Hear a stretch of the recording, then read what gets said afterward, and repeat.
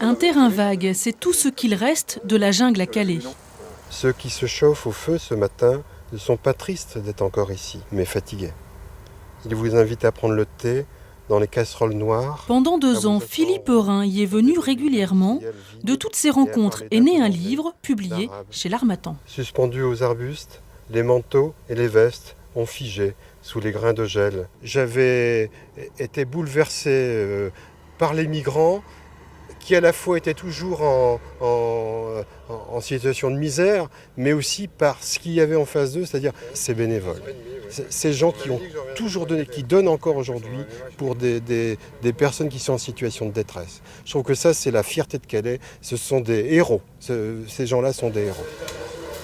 Des bénévoles auxquels il consacre des portraits tendres, des lieux, des hommes, des histoires de vie et de mort, un récit par petites touches de l'univers des migrants à Calais. La ville au beffroi lui apparaît enfin. Il s'enhardit, demande où se trouve le centre de Sangatte, mais la réponse d'un garçon qui lui ressemble l'arrête net. Il n'y a plus de camp depuis 4 mois. Il est fermé. Ça vous touche, Reza ?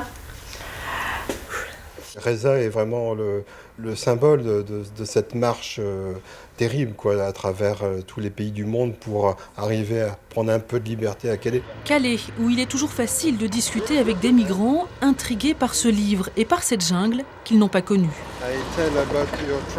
Bon, elle n'est plus là, mais elle est là. Si vous voulez, on voit bien ce qui se passe aujourd'hui. Ils ne sont plus, ils sont moins nombreux à Calais, c'est vrai, mais ils sont disséminés un peu partout le long de la côte. Le problème reste exactement le même.